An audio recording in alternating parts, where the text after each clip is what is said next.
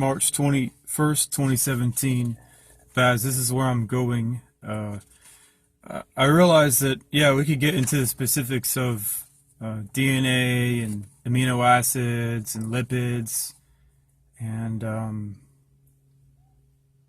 biological related things, but I think more importantly we need to focus on the big picture stuff, the stuff that really blocks understanding, the stuff that happens to these young minds when they go to college and universities. They're told this is how it works, do not step out of line or else you'll get hammered. You know, the nail that sticks out gets hammered. And one of those big ideas is putting a limit on the age of the universe. It's 13.7 billion years old. I think it's absolutely ridiculous to believe that the universe has an age.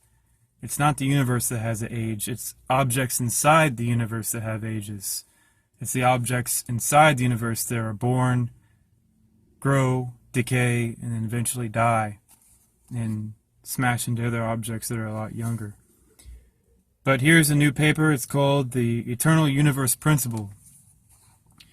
The abstract is a simple principle is provided so that future scientists can understand that all stages of stellar evolution, which is planet formation and galaxy birth, growth, and decay, can be observed. Basically, the point of this paper is to say, well, if you have a scientist and they take a star going down the line of evolution, it can't be older than 13.7 billion years. Because then it's impossible. It would contradict the Big Bang paradigm.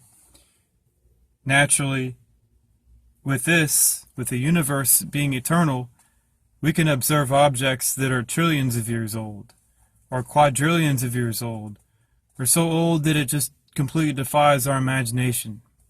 Which, you know, in all honesty, a million years already defies my imagination. I can't imagine that many years.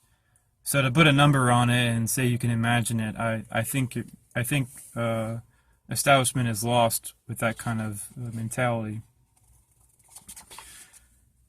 But the point is that if you can free your mind to say, well, okay, since the universe is eternal, that means it doesn't. We can see all stages of star evolution, no matter how old they are.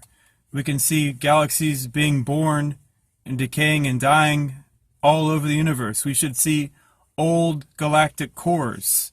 And yes, we do see them. They're called globular clusters. Those are very, very old, dead galaxy cores that are still wandering around.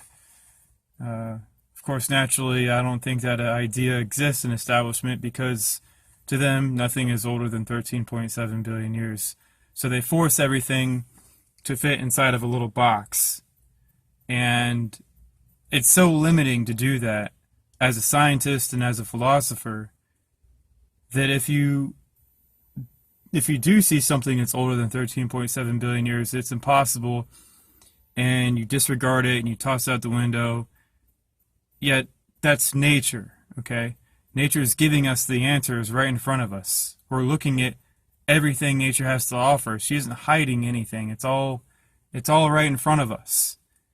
But the problem is that these scientists, is they assume so much about the universe that they can't think outside of their educations. And that big idea is the fact that they block their minds with the time scale of the universe, which is really, really weird. But yeah, that basically sums up this talk. I don't want to read out the paper this time. I just want to talk about it. Of course, I could probably write a little bit better. I'm not very good at explaining things, so if anybody has any questions on these papers, go ahead and ask. Alright, y'all, I think I made this video long enough. Later.